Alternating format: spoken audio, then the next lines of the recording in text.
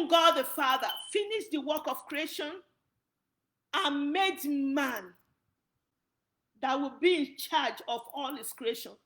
And he rested. God rested. He did everything he wanted to do and put someone in the name man to be in charge. Do all what you can do. Put someone in charge. Delegate. Even if you are not on that level to delegate as a professional, even that household, domestically, delegate to your children. Delegate, you will be in charge of this. All my children grew up to know their responsibilities in the house. Even except if I just want to be reminding or I want to have a special touch, they all have their responsibility. Most especially when it comes to weekends.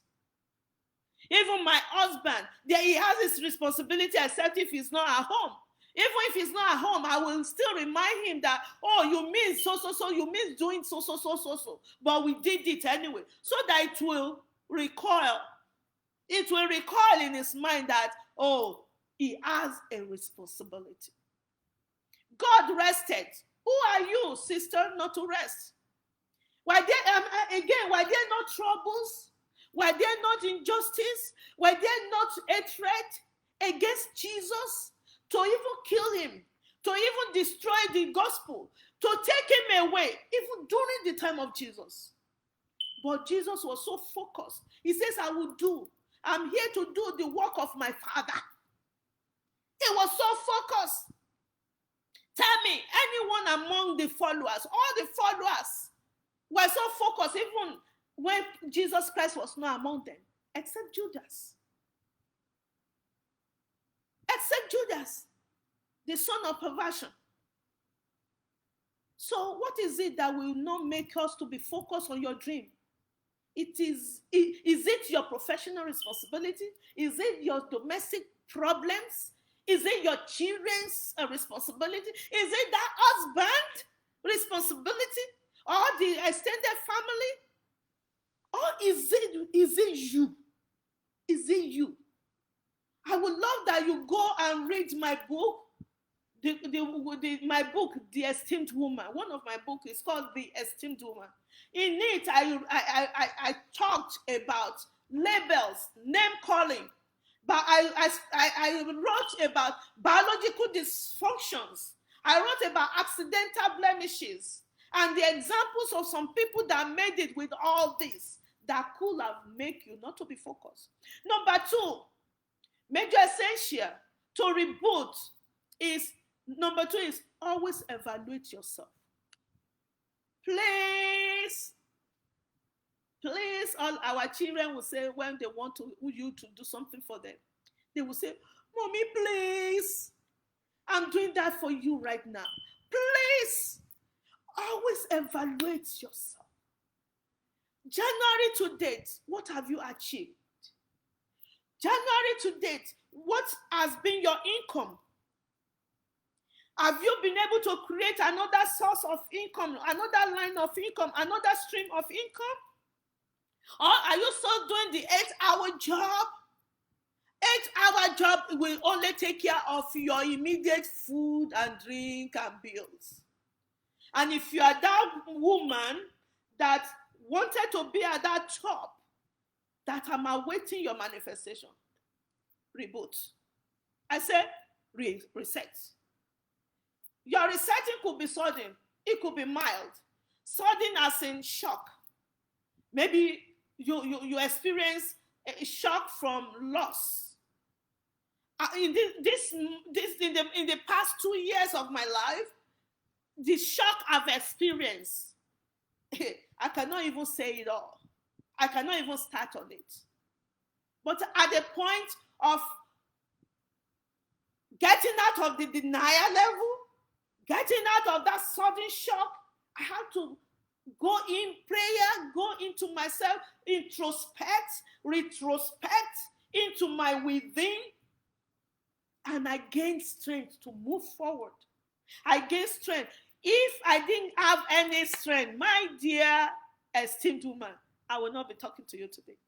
If I had to tell you what I went through in the past 1 week, if I want to tell you what I went through, is it professionally? Is it domestically? Is it community-wise?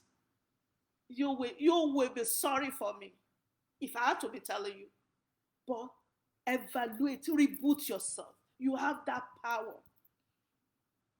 Jesus always do that by leaving all his disciples and retire himself to rejuvenate. Please create it, reevaluate yourself. Number 3, make room for people of substance to enter your private life. Mary went to link with Elizabeth. Who is your Elizabeth? Who is your own Elizabeth, my dear family? Who is your Elizabeth? Mary's Elizabeth. Mary went to Elizabeth in a time of trouble, in a trying time, when she was confused, when she was unhappy, when she faced the shame of having pregnancy without, what I will say, having made pregnancy out of wedlock. She was yet to be betrothed. She was engaged. So, what is it that is, my mother, my spiritual mother will say, what is it that you are carrying that you are beans? What is it that you are carrying and you are beans? To be is to be. Look, make room for people of substance in your life. Make room for mentors to come into your life. If you have to pay your way through, Elizabeth is that somebody that is older in age, probably not in age, older in that experience that you are going through. In life experience, that person has what it takes to take you to the next level. So many times they are not easily come by, but you have to pay yourself through to get there. Sometimes it's just a mere phone call, but you have to be able to be ready to have value for those time and people.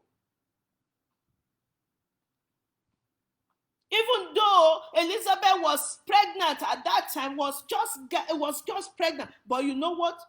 Her pregnancy was older than Mary's pregnancy. Even though your mentor or your coach could be on the same level with you, but you know what? She's still having something that you don't have. It could be just a phone call.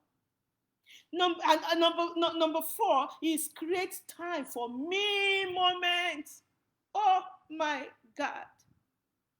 Create a me time moment, a me time or a me moment.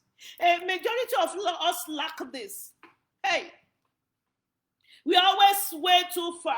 We always wait too long. We always wait too late to realize that all the reasons of the world that we will say, oh, the reason why I can't do this, the reason why my business failed, the reason why I failed in this or that, the reasons why I cannot move forward, the reasons why, the reasons. We always be there. Even when you get to the grave, the reason will still be there. When will you start to create a meantime? Even if you don't have the money to go on vacation, someone will say, someone like me, I remember back in Africa, all my community people, the household that I live in at that time, face me, face you. What they called me was rude too. When I'm coming like that, like this way or that way, they even tell me, because of the way, that was my middle name. They will say, oh, even when we are making jokes, oh, you're rude. We all know that from African tone. Africans knows what root is. If you don't know who root is, go and read the word of God. The root that goes extra mile because of husband. So create. I want to say it in African way. Create a mean time for yourself. If only to relax on that bed. When you have to do, when your child is crying or your children are making noise or the husband wants this or that, create it. Tell them, I am in my me time. Because when your muscles relaxes, it is then your mind will settle. It is then your brain will work. The last one is eat well. What did I say? Eat well. I didn't say you should binge. I didn't say you should be all fingers in the mouth. Eat well, have fun, and recertify yourself. Eat well, have fun. I don't care what the definition of your fun. If only to just soak yourself in your bathtub if you cannot go to spa. If you don't have money for spa.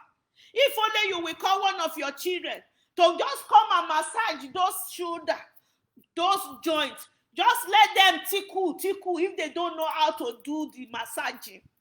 If they don't have the finger to rub your body. Don't wait for that husband to rub it. You can get your children to do it for you. Have fun. Live well. Eat well. Recertify yourself. I mean, not to binge yourself. You know what? What I come to realize is the fact that devil hates devil. He hates fun. Devil hates fun. He hates it. I'm out of my time right now. I didn't want it to be more than 30 minutes. But devil hates environment of fun. You know, if someone like me, licensed people or professionals, we always undergo a period to recertify our licensures, even while we're still practicing serving others. If there's a period professionally like that, why can't we recertify ourselves? Reaffirm ourselves. It's an energy from within. It could be difficult for some, but I know we can do it. Always reaffirm. That is why I say you should have daily reaffirmation words. You should have daily, especially the words that people have used to pull you down. Reaffirm yourself and get energy. So without saying much, eat well. Even if it's once in a while, that beautiful food that you always see on the TV, chef this, chef that, call a chef to cook for you. You don't even know. It doesn't really cost too much. But I must do this, I must do that. If someone like me wants to make a vegetable, I know how many hours I will stand by the stove. But God has graced me at this point in time. It's not that I have so much to spend around, but in my subconscious mind will always tell me that I'm paying someone. I'm paying a professional to even cook a vegetable for. And they will cook it, bring it, and I will sit down, eat it. Once in a while. So I want to refer to this part before I go off the screen. I told you, and I'm telling you again, if you don't know that I have some books on Amazon. This is one of the books, The Esteemed Woman, and on this platform, this is the Esteemed Woman book. I want to reaffirm you with one of the poems that I have in my book. This can be seen in page 87. From page 7. I'm not going to read it because it's one of the affirmations. It's the compilation of the affirmative words or sentences or statements that I put together with the help of my daughter. So it's a poem. Americans will say poem. African will say poem. So I want to quickly read few lines. One of the affirmation words that I have that energizes me in my time of storm. It says, let me start from here. My ocean of potentials covers 3/4 of the earth with elegance. I come to stand tall in my uniqueness because I have ocean of elegance. I come to stand tall in my uniqueness. For me to be me, to shine as God leads, I affirm that I am beautiful, I am smart, worthy of love and affection, regardless of what people or situations say about me. I am powerful. I'm not a failure. I am awesome. I'm the daughter of the living God. I unapologetically declare that I am the esteemed